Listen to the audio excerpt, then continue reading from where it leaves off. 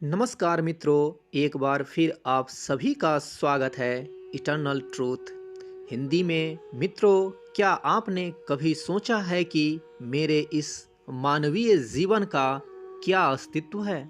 मेरे लिए इस मानव जीवन जो कि ईश्वर की अनमोल देन है, उसकी क्या महत्ता है? क्या आपने कभी अपने आप को गहराइयों से जानने का, समझने का प्रयत्न किया है? मानवीय तौर पर कहा जाए तो हम इस जीवन को सिर्फ अपनी ज़रूरतों को पूरा करते करते ही व्यतीत कर देते हैं। एक मनुष्य के लिए उसकी ज़रूरत क्या है? रोटी, कपड़ा और मकान, यही ना? पर यह असल सत्य नहीं है। मित्रों, हर मनुष्य का जन्म इस धरती पर एक विशेष प्रयोजन से होता है, जिसे हम धीरे धीरे समय के साथ समझते चले जाते हैं। कई लोग अपने इस मानवीय जीवन के सत्य को समझ ही नहीं पाते, क्योंकि वो हमेशा नकारात्मक सोच ही रखते हैं। यही अंतर है नकारात्मक और सकारात्मक सोच में। जहां नकारात्मक सोच हमारे लिए समस्याएं पैदा करती है, वहीं सकारात्मक सोच हमारे लिए नए अवसर प्रदान करती है। तो मित्रों, आइए हम जीवन के इस सत्य को एक कथा के माध्यम से समझें। मित्रों, इससे पहले कि आप इस कथा में खो जाएं, इस चैनल को सब्सक्राइब जरूर कर लें। मित्रों, एक गांव में एक बहुत बड़ा धनवान व्यक्ति रहता था। लोग उसे सेठ धनीराम कहते थे।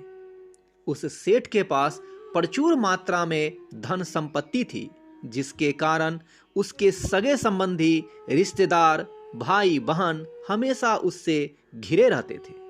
वो उन्हीं के राग अलापते रहते थे। सेठ भी उन सभी लोगों की काफी मदद करता था। तभी अचानक कुछ समय बाद सेठ को भयंकर रोग लग गया। मित्रों, इस भयंकर बीमारी का सेठ ने बहुत उपचार कराया, लेकिन इसका इलाज नहीं हो सका। आखिरकार अंत में सेठ की मृत्यु हो गई।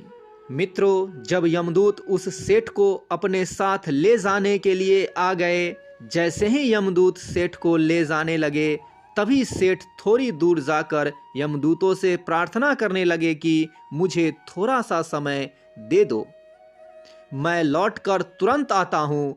मित्रों, यमदूत के सामने काफी गिड़गिड़ाने पर, काफी प्रयत्न करने पर उसे थोड़ी देर की मोहलत दे दी जाती है।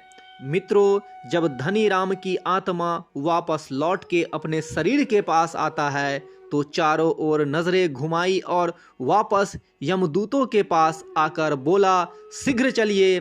यमदूत उसे इस प्रकार अपने साथ चलने के लिए तैयार देखकर चकित रह गए और सेठ से इसका कारण पूछा।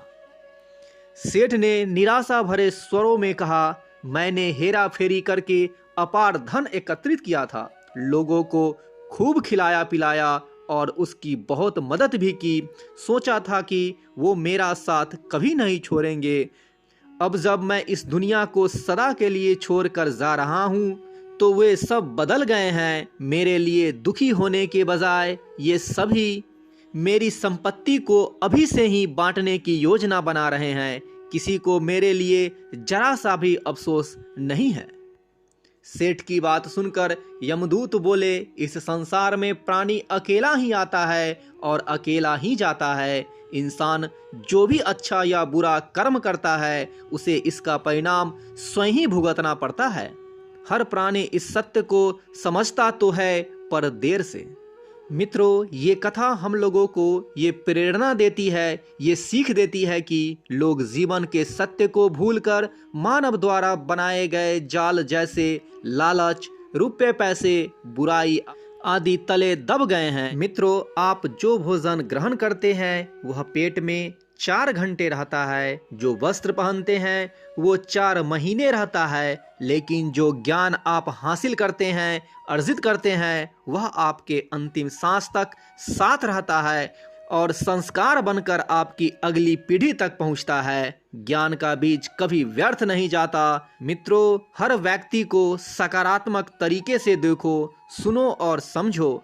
हम जितना ज्यादा पढ़ते हैं, सुनते हैं, समझते हैं, हमें अपनी कमियों का उतना ही ज़्यादा एहसास होता है और इसी कमी को दूर करके हम सफलता की मंजिल की ओर अपने कदम बढ़ाते चले जाते हैं। तो मित्रों, कैसी लगी आपको आज की कथा? अगर अच्छी लगे तो कमेंट सेक्शन में ज़रूर बताना और इस चैनल को सब्सक्राइब करना मत भूलना। तो मिलते हैं अगली वीडियो में एक अगले कथा के साथ।